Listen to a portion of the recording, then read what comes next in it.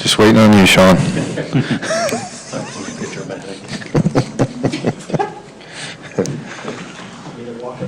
Yeah, that's right.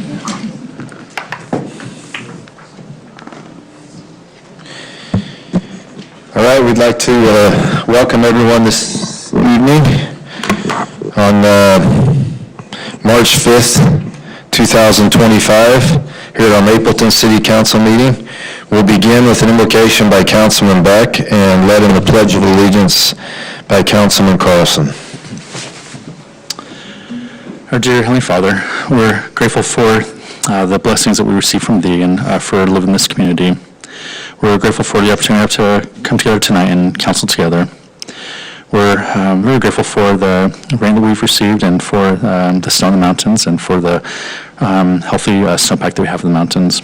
We see a blessing on us tonight that will be guided by the Spirit and bless our community members and citizens with the different challenges and ailments that they have. We love Thee and we pray these things in the name of Jesus Christ. Amen. Amen. Please rise and repeat after me. I pledge allegiance to the flag of the United States of America and to the republic for which it stands, one nation, under God, indivisible, with liberty and justice for all. Thank you.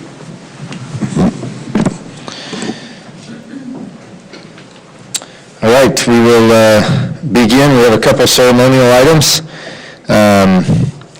going to announce the citizen of the year? Did somebody say that? Did somebody say we're going to announce the citizen of the year? No. Who's doing the citizen of the year? If you want to. I'm gonna have Leslie take care of the first item, and then we'll move to the second one. Councilmember Jones. Okay, Denny and Suzanne. Come on up here, please. Denny Murray has, the Chamber of Commerce each year reaches out to our lunch events and also residents in the community of both Springville and Mapleton. Each city has their own Citizen of the Year. And we solicit nominations for who we should select to represent the Chamber for that given year. And we received a number of nominations, and the committee, the board, selected Denny as the Mapleton Citizen of the Year. And we selected as our Youth Volunteer of the Year, Elisa Sontag. She is currently on our Youth City Council. She was unable to attend tonight. She had a prior commitment. But Denny, a fun fact about Denny is he is the oldest living resident in Mapleton who was born here and grew up at the house across from the White Church. It's now the Real Deal's boutique. And so I invited Denny and Elisa to come tonight so we could present them to our city council and ultimately to our city. They'll represent their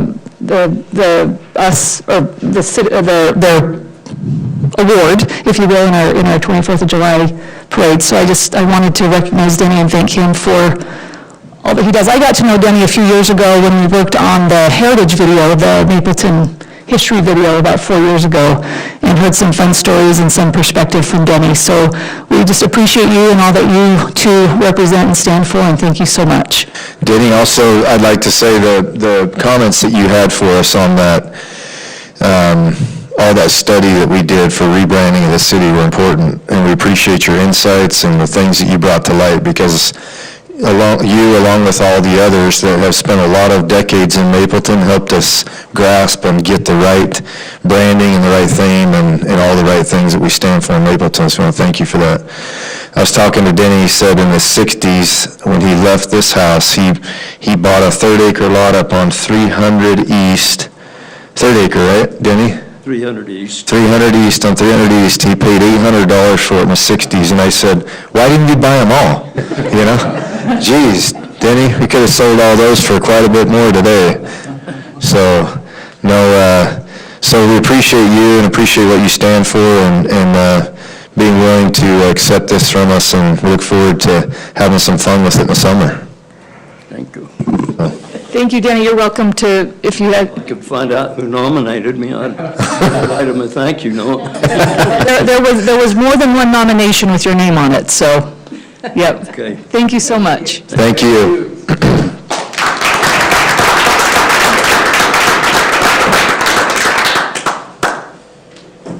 right, we will move forward to our public forum. We have Barbara Brown, if you'd like to come up and introduce yourself, address us. Hello. As you said, my name is Barbara Brown, and I am here representing the Ruth Theater. So as you may know, the Hale Center Theater in Orem has relocated to their beautiful new building in Pleasant Grove on the doTERRA campus. And they are now called the Nathan and Ruth Hale Theater, the Ruth for short. So I serve on the Community Advocacy Committee for the City of Mapleton. I'm the liaison for the City of Mapleton to help with different programs that we have going on and to open lines of communication with the cities. We are in the process of developing a variety of offerings to support the community, and we started with an expression of gratitude to our educators who work with children in the rising generation. We offered vouchers to all of the schools. I took vouchers to every elementary, middle, and also to Maple Mountain High School, even though they're not in Mapleton, for the teachers and staff to be able to attend our inaugural play, Ragtime.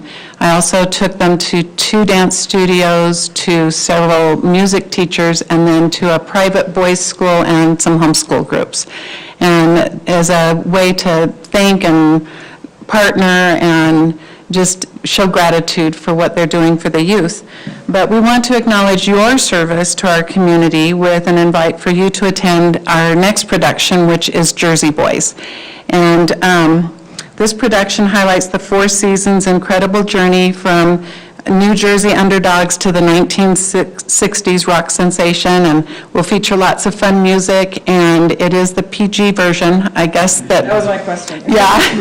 I guess that they do have a toned-down version so that it cuts out the language, but it still keeps the heart and the history and the fun in the production. So I do have vouchers here that I'll leave with Camille for each of you to be able to go see Jersey Boys. And then in addition, I'll be taking this week vouchers to the city offices, the police department, and the fire department.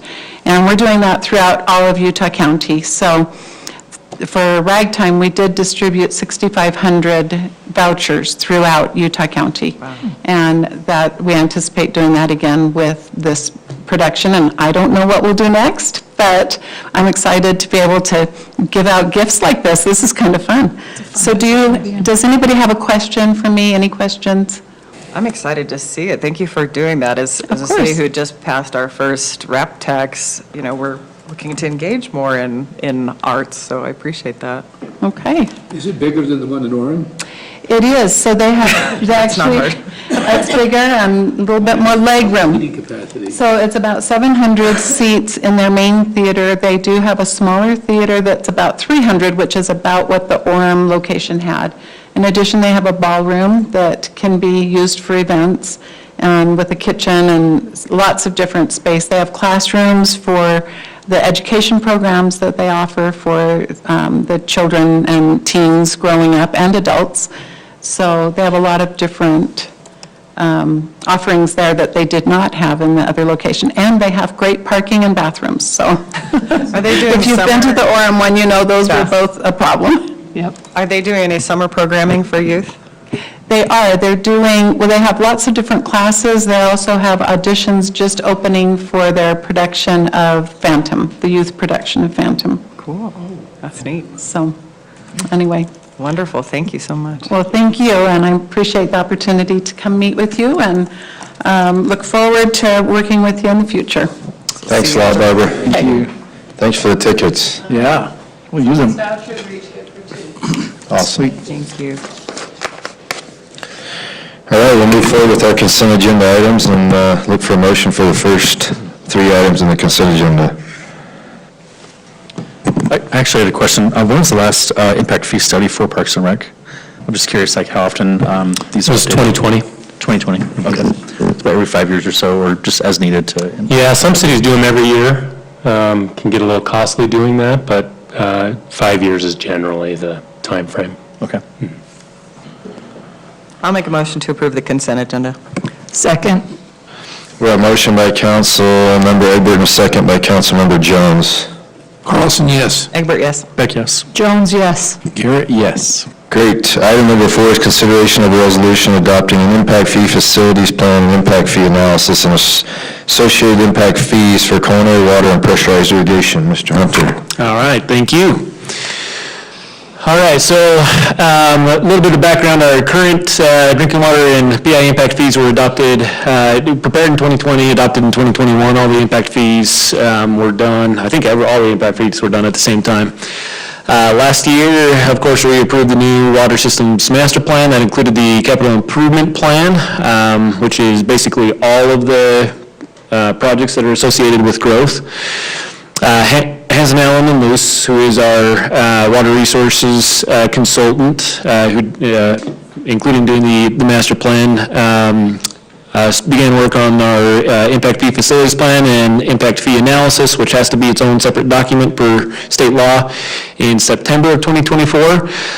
They completed a draft near the end of 2024. I think actually towards the end of November. Our original plan was to try to get this adopted at the beginning of the year, and then there was discussion of potential changes to impact fee laws in the legislature, and so we decided to hold off until we knew that that was not the case. And then there are notification requirements also.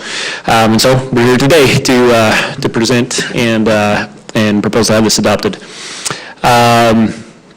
So if we were to propose, I guess to finish out the timeline, if we were to, if you all approve the impact fees facility plan analysis and the associated impact fees, then the new impact fees can go into effect after 90 days. And by my calculations, that's June 3rd. All right, so the master plan includes a capital improvement plan, which is all growth-related projects, so that's not operation and maintenance on existing facilities, but all growth-related projects through expected build-out. The impact fee facilities plan analysis can take into account, in terms of what the overall impact fee is, can take into account systems that were recently built that have extra capacity. Basically, you want to stay a little bit ahead, right, instead of just trying to be exactly on as things, especially with how fast the growth we have right now. So if there's existing systems recent existing systems that were built with extra capacity, then the impact fee can account for these next year's growth, building into that capacity, and future growth projects. So in general, to get the impact fee, they're looking at the 10-year, the equivalent 10-year costs and 10-year expected growth in that capital improvement plan, the proposed projects, plus the capacity in recently constructed projects. But and then in terms of the rule of when that needs to be spent, you have to spend impact fees within for each impact fee you assess, on each unit, you have to spend that within the first 6 years after you collected it. So for some examples of existing facilities that were taken into account for drinking water, our recently constructed Springs Rehabilitation Project, the next 10 years of growth was, or the cost associated with the next 10 years of growth was taken into account on that one. For pressurized irrigation, the year before we constructed those turnouts on the Mapleton irrigation, or Mapleton Springville Canal that the Central Utah owns. For storage, we a few years ago built the Crowd Canyon tank. We also have the irrigation pond. For distribution, it would be the Foothills water line, the one that's up on the bench north of the canyon. And then for pressurized irrigation, for example, the Highway API line that we just barely finished, but built up in large part for stuff that still is being built, and so still will have impact fees coming in for that project. And again, just for proposed facilities, it's looking at the 10-year costs versus, or 10-year build-out versus what proportion of the capital facilities are, costs, I guess, are associated with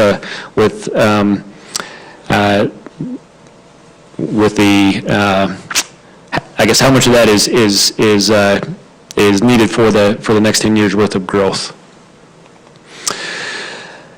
So for the impact fee calculations, if you are curious about how that's broken down in terms of the total, so the total that we're proposing for per equivalent residential unit is $27.80. A large portion of that is source. It is the Springs project, and then in the future we will need one more well. Storage is the next biggest part. It's the tanks for the drinking water, the capacity that's left in them, and then the remaining is distribution and planning. It's basically taking what it cost for the master plan and the impact fee facilities plan to be built. I guess it's a portion of the master plan and all of the impact fee, and dividing that by the number of units we expect to be built over the next 10 years. And the pressurized irrigation, you can see that also, source, storage, distribution. I want to point out that that is per irrigated acre, so that almost 44,000 is not what every unit is going to spend. It's per irrigated acre, and we'll get into into what we expect each unit to cost. Yeah, we probably would cut down on growth if we were doing 44,000 per new residential unit. And so what we're proposing on the drinking water impact fee is that we vary that by water meter size. It already is varied by water meter size on anything other than residential. And most residential is building 1 inch. It used to be 3/4 inch was the standard. Now it's 1 inch. So most residential will be at the bottom end anyways, but we are proposing to have everything varied by what water meter size you need to put in there, to where if there is, massive homes that need, for whatever reason, a larger meter, we expect that means that they're going to be using more water, need more have to pay the proportional size for distribution, source, and all that. For the pressurized irrigation, you can see there, we've broken that down by into kind of 3 blocks of lot size. And so if you look at the comparison, this was a lot bigger on my screen than it is here. I'll look this way because that's bigger for me. So on culinary size, it's not quite twice as much as it was. And if you look there, I said the main reason is that the previous one that was done in 2020 and implemented in 2021 didn't include any source. There wasn't a recent project that we had done for source, and even though it had showed in the master plan that the Springs rehabilitation would be 100% impact fee eligible. For whatever reason, in the impact fee, it wasn't assumed that it would be built in the next 6 years. It was just built, and so there's some buy cost there, and it's a pretty substantial amount of the water. But basically, that's what it is that the main difference, basically all of the difference between the previous one and this one is the cost of source distributed over the new build over the next 10 years. Main reason for the PI raise, which is, you can see a lot smaller. Now I will say again that, so what has been done is just to have one flat, no matter the size is commercial, no matter the size of the lot, is to have one flat impact fee across the board. We are proposing to vary that by lot size. We've just got 3 chunks. For residential and commercial, it would be based off of a there's an equivalent irrigated acreage. They actually have to submit landscape plans, so we would know what their irrigated acreage is, and then they'd pay that fee based off of that roughly $44,000 per irrigated acre. So that's hard to compare because it's going to vary because different size projects, different size lots have different size impact on our system. But you can see, at least for the bottom end, for the 6,100 versus 6,600, there's not much of a difference.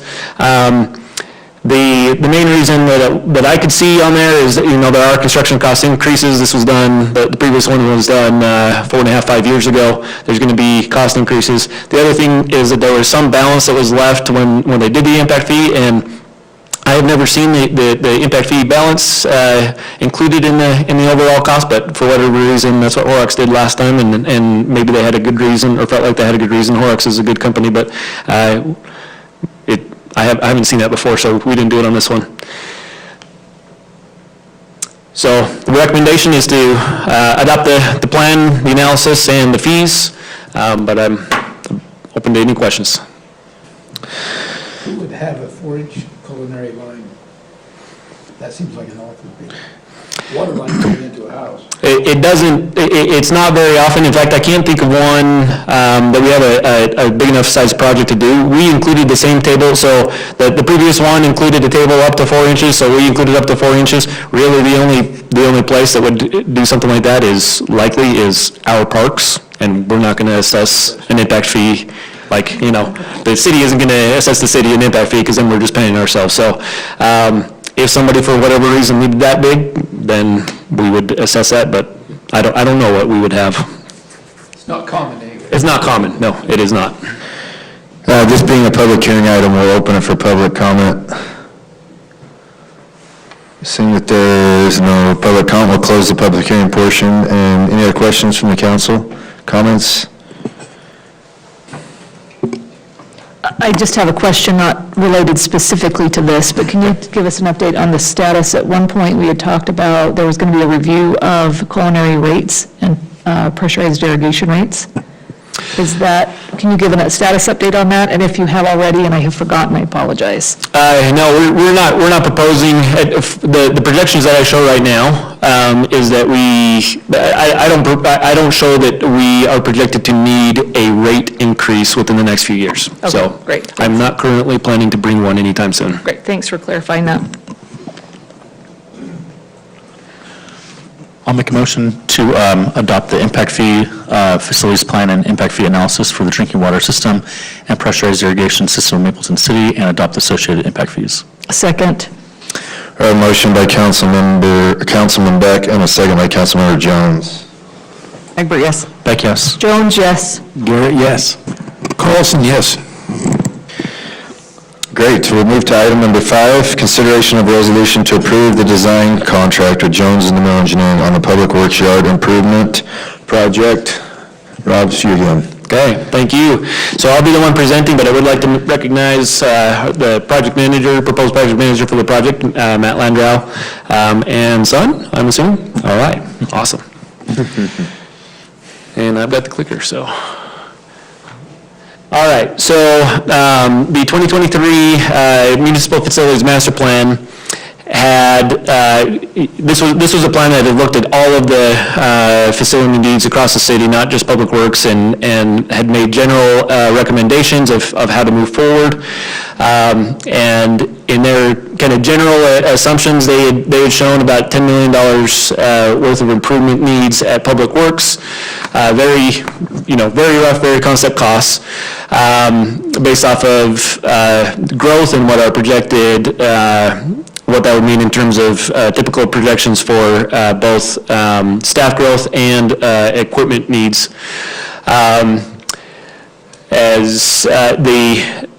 If you look at the overall sequence that they had proposed, they had proposed that Public Works in general didn't need at least the last of the projects until the end, and so if everything was pushed into, until the years 9 and 10, that's where the sequence went to years 9 and 10, just because of construction cost growth, they showed about 14.1 million. This includes, but what they had identified were a pretty substantial amount of current needs, not just future needs, and so that's why we're here today instead of waiting for 9 to 10 years. And we'll go through what those needs are. Now, Jones and DeMille is going to design things so that we have a better cost estimate, but mine's still somewhat rough, but looking through and seeing, okay, how can we configure things, a little bit more detail how we can configure things. I don't think it's going to cost us 10 to 14 million. I think maybe 5 to 6 million. But again, we'll need a design to really nail down, here's exactly what we think it's going to cost. But I think we can do it for substantially less than what the very rough concepts were. So we have needs within our Public Works building and yard. In terms of the building, we're not proposing a substantial amount of remodeling. What we need is a larger conference room. It is going to move around some walls. We have 17 people in Public Works now. We do not, it does not fit 17 people really at all, let alone comfortably, in our conference room. We need a bigger one. So it's going to need to move around some walls. We need additional bathroom space. 15 of the 17 are men, and we have one stall and one urinal. As you can imagine, at the beginning of the day and at lunch and at the end of the day, you have to wait a little bit before you can use the restroom. We like to fix that. And then there's some general or kind of miscellaneous changes that we need to look at. One of the proposals was that the mechanical is getting towards the end of its life. Some of the things that we're going to be adding on here is adjacent to the building, and so there may be additional changes that we need to make there. If we're not adding onto it and it's not broken yet, I'm not going to propose to fix it yet, but if we are changing things and that's going to affect something that's already a very old model, we may need to replace it. Again, this will all be figured out in the design. Again, here's just some of the things. So we have some kind of unused space in the right outside of our conference room. We just and that's our conference room right there. Again, not big enough anywhere near for 17 people if we want to have a staff meeting there. So we just need to move some walls around and get that space to work better. And as you can see, our bathroom is just not very big for 15 men. From an overall standpoint, for yard improvements, again, we have existing and future needs, and so not everything can wait for that 9 to 10 years. We need more vehicle bays. We need more vehicle bays now. We'll need additional vehicle bays in the future, but we're having to switch some things around, and not everything can go in an existing bay right now. Things that should be in a bay are not all in the bay. Our drying beds are really too small for how many streets we have now and how much we need to put into them. Our material storage, during the winter we get a lot of snow up here, more than even most places in Utah County. We really need to cover our materials so they're not soaked every time we go to use them during the winter. And then we have a large section in the back, the missing fence. We're looking at putting up something that's a little bit more of a visual barrier out against the road and potentially against the park also. We'll work through those things. But again, existing and future needs. Something that you may not be able to see here, but so our employees park all the way under there, but there's also one of our trucks outside. I just happened to catch it on a day where, because of needing to do some service on other things in our work area, we had to park one of our sanders outside under the lean-to, which is, as long as it's under the lean-to, is fine. But again, we're continuously moving things out and around instead of having a good space for all of our equipment, our current equipment. You can see material storage. The little bit of material storage we have right now is crumbling.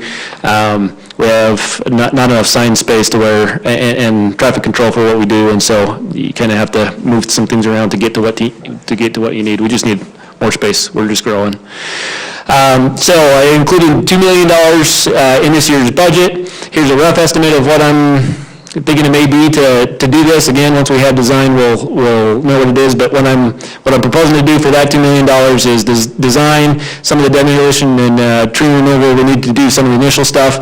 We need to extend utilities into our site, into all the future areas. If we're going to dig up our public works yard, I'd like to get all the utilities to all the areas that are going to need to build out in the future, so we're not tearing it up over and over and over again. The new vehicle bays, based off of a rough estimate, not having a design yet, a rough estimate based off of what Logan's cost out here. Ours is going to be much smaller, but I'm thinking somewhere in the $800,000 range. Remodel, depending on whether we need to do mechanical or not, could be maybe $500,000, hopefully less. If we have that, then we'll move on to the next highest need, and then to do at least the fencing the wall to have more of a visual barrier out front, and to just fence it off to where we don't have people being able to just wander into our yard. I'm assuming, or I'm guessing about $80,000. So that's about the estimate of where I think this $2 million is going to be spent. Next year, I'm thinking maybe $600,000 to do the drying beds and the storage again. Once we have a design on the drying beds, we'll know how much that's going to cost. And then in future years, that means that for the future years, maybe about, I'm guessing that we'll have about $2.5 million left to do. And when we do that, really all depends on how fast we grow and how many, how fast we're adding utilities, how fast we're adding things to where I need, we need more people or more equipment to do what we do. All right, so in terms of our selection of Jones and the Mill, we issued a request for qualifications like we do on design projects. 8 firms submitted, eight good firms. Jones and the Mill, we selected as the best of 8 really good firms. They have extensive local experience on similar buildings, specifically for public works and utilities, both for yards and remodels. Their proposed fee is $166,600. That's well below what the master plan estimated for design fees. That includes geotech, survey, site design, the remodel, vehicle bays, and then mechanical, electrical, and plumbing. And so our recommendation is to approve the design contract with Jones & Mill for $166,600 so that we can get the design, and then, like I said, then we'll really know what the costs are. I've got a question. Have we explored grant funding or matching funding? Is there any, there's so much we get for Parks and Recs and public safety. Is there much available for public works? I don't know of any grants for public works buildings. We have gone and have received different funding, whether it's regional funding or grant funding for utilities. Again, there was the $2 million for the Springs project. We've got in, I think, 2 years, $800,000 coming for trails. We've had different things for sidewalks, but in terms of building I guess remodeling and doing more for a public works building, I don't know of any grants to go after. Yeah, I'm just thinking along the lines of community growth, Yeah, as long as we've explored and poked around, that's my. Are you aware of any? That I could think of would be a community development block grant. Yeah. And we don't meet the We income. don't meet the income. The only thing that we've been able to do with community development block grant is ADA ramps, because you don't have to meet the income requirement for disabilities, so. Well, I appreciate you sharpening your pencil as best you can to get that, your estimated cost cut essentially in half. So let's hope that your estimates are close. Yeah. When the facilities master plan came out, it was very overwhelming. It was a bear, right? And so I really appreciate the effort to think forward and to get the cost down as much as possible. And so this is not even less than half the amount of what was projected. So that's just great news. So I'll make a motion to approve the design contract for Jones and DeMille Engineering on the Public Works Building and Yard Facilities for $166,600. I'll second it. We have a motion by Councilman Beck and a second by Councilman Carlson. Beck, yes. Jones, yes. Garrett, yes. Carlson, yes. Egbert, yes. Great. Thanks, Rob. Okay, thank you. Let's start with administrative reports. Let's go to Chief. You're up first.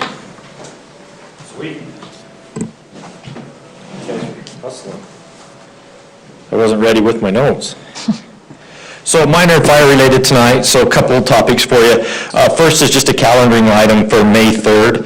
That is the pancake breakfast, the Saturday morning pancake breakfast over there. So that'll take place on May 3rd.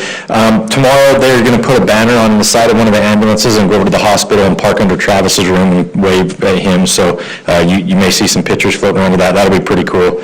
Let's see. And then today, Chief Glasgow and Captain Mill went up to Capitol Hill and participated in that event with the bill that passed today for cancer screenings for firefighters. So I've seen his picture floating around a lot today, so you may see that too. But that was a pretty cool thing that happened up there. So mine are all fire related, and that's all of them. So thank you. Great. Thanks, Chief. Bryce? Oh, you were here. I thought for sure you had something. Okay. Logan?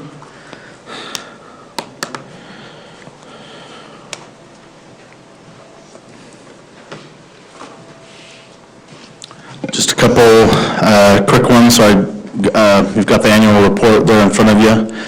We started doing this a couple years ago just to help highlight and kind of tell the story of what goes on the day-to-day with us. And a couple things I just wanted to point out was, and Mayor Higgs pointed this out in his State of the City, but we saw a 17.5% increase in participation in our programs, which is awesome. So it's such a good trend to see so many people moving in, but so many people then interacting with what we do. And so I think, I just want to give a shout out to our staff. That's a true testament to their hard work and, you know, their willingness to think outside the box and find ways to be innovative and create new experiences for our community. Because, you know, obviously I'm a little biased, but I feel like, you know, we can help build and bring our community together. And so really that's what this report is there to do, is just kind of highlight all the fun things that we do. And so, yeah, if you have any questions on it, welcome to answer those. And just an update on our shop, if you didn't see, it's gone vertical, which is awesome. They're right on schedule. The weather has been kind of tricky, but so far I've been able to stay on track, and we're still slated for that June time period for completion, and costs and everything are staying right where we want them to be. So I'm excited for that. And then we've got all of our spring sports. A couple of you may have seen some of our coaches rolling in, getting their equipment. So we've got spring soccer that's starting up. Honestly, there's so many, I don't think I'll probably leave some of them off. But we've got hockey going right now. That has gone more than what we could have expected. It was awesome. It's actually really neat to go into the school and now see all of these hockey jerseys in the school. You know, we see our soccer jerseys and we see our basketball jerseys, but it was just something about a hockey jersey in the school. It's like, man, that's awesome. And then we've got teachers that are reaching out to us, you know, saying how cool it is and how excited some of these kids are. So, again, just another testament to kind of thinking outside the box and, you know, kind of being ahead of the curve, and then finding, you know, partnerships to keep our growth coming. So, and then we've got a new track and field program that is starting this year. We're on track. 100 was our cap, and we're at like 89, and we still have a couple weeks left of registration. So that's another new program that we've got this year. And that one was kind of interesting. There's, you know, neighboring cities do a program. We do a track day where all the elementary school kids get to come, and it's roughly about 1,600 kids that come for a day. And over the years, we've had a lot of parents and people that are runners and things, and have asked about a program for their youth. And so this year, we were able to get that lined up, and so we're super excited about what that'll be. They'll compete in regional meets with neighboring cities, with Payson and Springville and Salem, Spanish Fork. We'll host one over at Maple Mountain High School, so that'll be a cool experience for some of our younger generation as they move up, and then, you know, when they get into the junior high age group in high school, they're able to participate in track. So, and then April 1st is kind of our next big deadline. That's when you're going to see a lot of stuff coming out for Pioneer Days.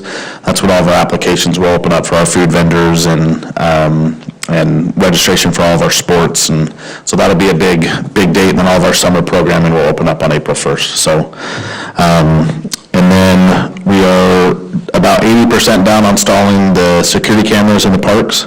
So our goal is April 1st, when we open up restrooms for the season, that we've got them up. So thank you for that support. We've already had some great success on finding some things and figuring them out. So those will be a good resource. And then lastly,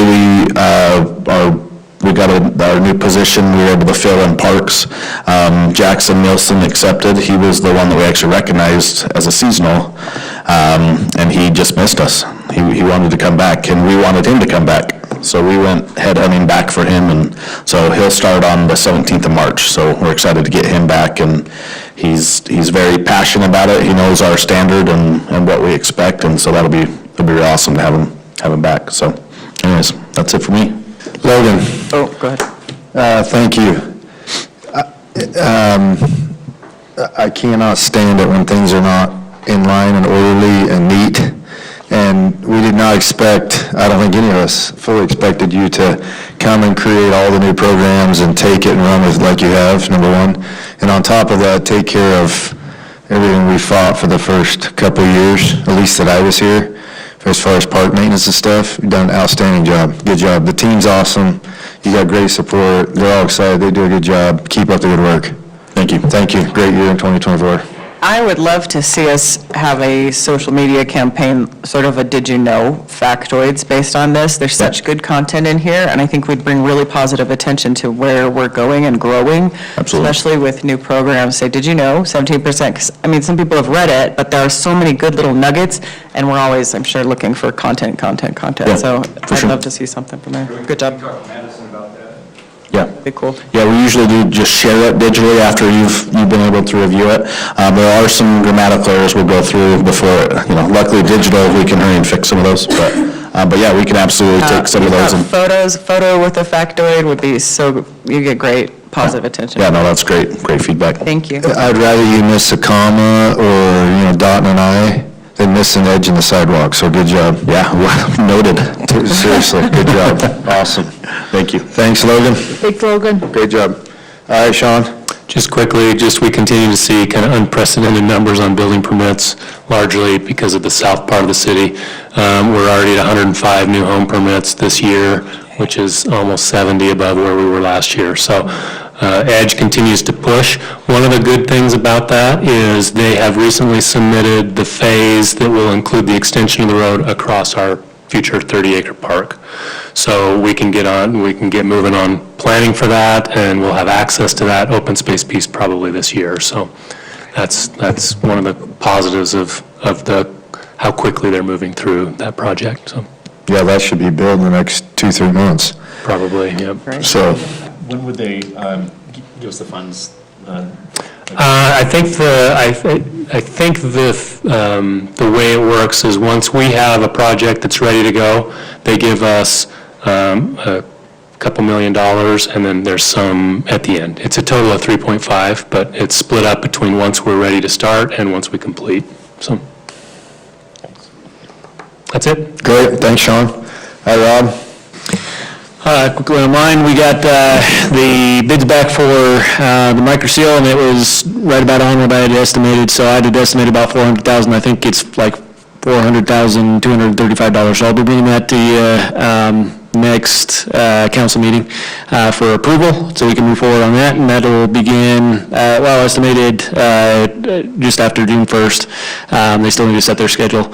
And then we'll be coming through again with a bunch of other fixes on other roads and prepping the roads that we're doing the micro seal on to make sure that they're nice and smooth once everything's done.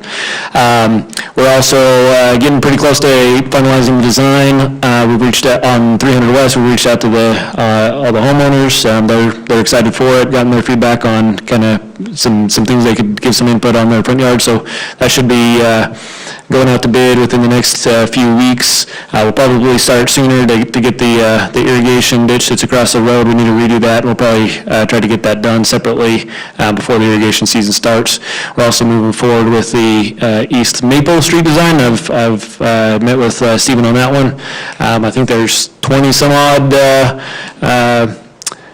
property owners that we need to meet on that one, so we still have yet to finalize the discussions with them, but we're moving forward on that one also. I have the group of citizens that are willing to knock the doors. They've already done it once in having discussions with them, but now when the survey's done, it shows exactly where the line is, they can stake it, and then they'll go back and knock all those doors for you.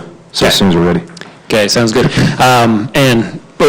I wanted to meet with you before. There's some things we could do, like just looking at the typical cross-section, we're going right through the middle of some things that we could, cut costs by going one way or the other, and I wanted to discuss with you and Corey before Steve and I move forward on a final design. Awesome. Thanks, Rob. Thanks. Hey, Reed. Did have one thing maybe we could talk about, and that's is reviewing the stormwater plan. So we ought to have excuse me, doing an investigation on impact fees, because we're changing what we're doing in stormwater, where some of the areas we're probably going to build out, we'll need to take downstream to get the water over to where we need to get rid of it instead of keep it contained. I don't know, is that something we ought to pursue? If we should do it, I think, sooner than later. Yeah, Yeah, so they're moving forward with, after our discussion, they're moving forward with looking at some potential funding mechanisms. So we've given them some information so that where they can get some information put together, and then we can meet again on, like I said, different funding options. That does include the option of impact fees, Reed. It does, yeah. They're going to present that to us. Okay, Yep. very good, because I think we should look at it anyway. Yeah, For sure. Once the plan's in place, that's the basis for the determining the impact Yeah, fees. determine what the impact fee is going to be, yep. Very good. Seniors seem to be doing okay. They seem to have more people involved in the gym and also coming to the meal, so they're doing just fine. No update on the transfer station other than it seems to be working good. Great. Thanks, Reed. All right, Jessica. Still out tonight. Yeah, every day this session, for sure, there's been a lot of activity. Mining, sad to say, that sucker's gonna probably fly through. It's in the Senate. So if you're interested in the implications for mining, this is the bill that said, basically, if you have an existing mine or gravel pit, and you have the connecting land, that you can go ahead, regardless of the zone or the municipality's codes, you could go ahead and mine that too without any permission required. But there is for the cities, what we have in there is there's a public hearing, and if the city finds that it endangers the community as a public health issue, they can request mitigation, and assuming the mining company complies with that, the city can't stop it anyway. So it looks like that one's going to go through. We got a huge win with SB 337. The Beehive Agency died. That was a huge one, heavily pushed by the governor's office. It's going to interim. There were some good content in there, but basically it was saying the state could come in and plop a sports region or a spaceport or an inland port or whatever in any city without any authorization whatsoever. I mean, eventually there were different subs that made it a little less evil, but that was a pretty strong power grab. But there were fundamental things about organizing the long-term legacy vision of economic development for the state that were good things. And so I think there's somewhere to go with this. I'm very thankful that it dropped 10 days before the end of the session with nobody having a chance to even collaborate on it. So I'm really thankful where that ended up.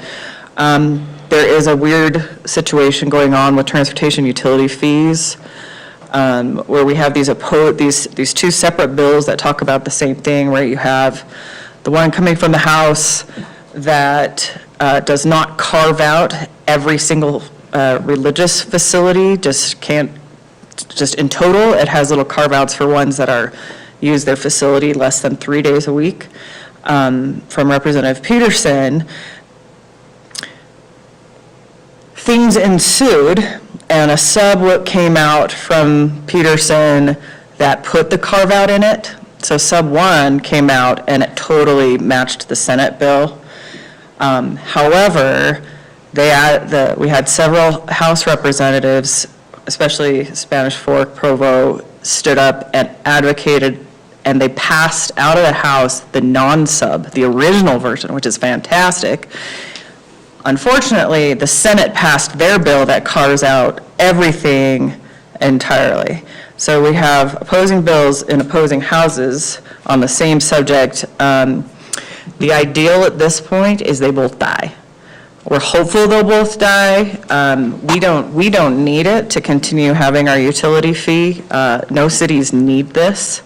So the ideal is that both will just go away for this year and kick to interim, and maybe people can come to some kind of agreement outside of that. So it's, there's still, we've got 2 days left, and there's still lots to happen, but those were some of the ones that had some interesting movements. We did have our Community Preparedness Committee meeting last night.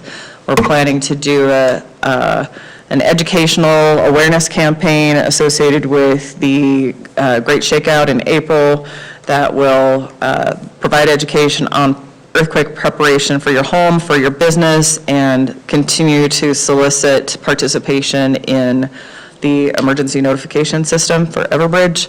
So watch for that. We'll be asking for assets from Madison, some communication strategies from there, and then we'll have some events later on in the year. Awesome. Great, thanks, Jessica. All right, Casey? Nothing for me. Nothing. Leslie? Just a reminder to the council and mayor of next Tuesday at noon. I believe Camille sent out that invitation today. We'll be meeting at the Springville City Office. Please arrive by quarter to 12. There will be lunch provided, right? What room is it in again? It's the multipurpose room just as you come in. the front there. Right in the front. Oh, right in the front, Yeah. okay. All right. Great, thank you. Dan? Nothing for me. All right, Camille? Corey? Nothing. Nothing. We've got some things going for the 24th. We're gearing up for the committees on board, everything's rolling, right? We got a few other emails sent off that were good. Yeah. Yeah. Yep, we've had a couple meetings with that one, so it's, Yeah. believe it or not, here we come, so. Okay. One thing, if Logan can just give a little update on our RAP tax. He was gonna, obviously the deadline just You came. gonna go, we give a little plug for the fireworks or no? Not yet. I always plug them. We'll just- it's worth plugging, we'll but it's just- also worth waiting. We'll leave it as for surprise. Yeah. Yeah. I like surprises. All right. It's something, good to have internal. So I forgot to mention about RAP tax. So today is when it will close. We've had 32 applicants for it, which I think is awesome. And a lot of really strong interest in serving and being part of it, and a good variety of what people are, interested in, whether it's the parks, the arts, recreation, every part. It was interesting, there was quite a few that I feel like lean more towards the arts side of stuff, which is just kind of an interesting thing just as they've come in. So that'll close today, and then we'll get them sent over to Dallas to review, and then you'll see those names come at the next city council meeting. So honestly, I was really excited with how many came in, and again, just reading through them, how invested and their buy-in to what it could be, and their understanding of what that can help with some of our programming in our parks and different things. So are there any questions on kind of next steps with RAP tax? How many total are you planning on having on the committee? 5. 5 total? Yep, so there'll be 2 that'll serve 2-year terms, and then 3 that'll be on 3-year, just so we can alternate them. Alternate them off. Yep. Do we have a good representation of different parts of the city, different age groups? Yeah, good question. I'm actually going to create a map that'll kind of dot where everybody is so that we can kind of help. I do know we've got anywhere from 18 to I think 84 in That's great. age of applying for them. So As we sit down with the mayor, that was one of the things we want to look at, is making sure the north and the south, east, west, as well as we want to look to see those who have lived here for a long time, as well as those who just moved here, so maybe we have a variety of different interest and experience with it, so. yeah, and as you look at them, there actually is that already. There is quite a few that are just kind of all walks of earth and where they come from. So then next year, there'd be 2 spots open, right? no, they would go. It's 2 years. 2 years. Okay. Yep. Okay. So 2 Yep, years. and so we'll initially meet with them once they've been officially appointed and approved. We'll then meet with them just to kind of get them oriented on the process of what they can expect, but they won't meet formally with, bringing back actionable items to the council until later this year. It'll be closer to when the budget for the following year comes. And it's anticipated that the committee itself will meet once or twice a year? Yeah. Is that right? Yep. Okay. So. Okay. Great, thanks, Logan, appreciate it. Good work. All right, with that, we'll look for a motion to close the meeting. So moved. Second. A motion by Councilmember Jones, second by Councilman Paulson. All in favor? Aye. Yes. Aye. Aye. All right. Thank you, Camille.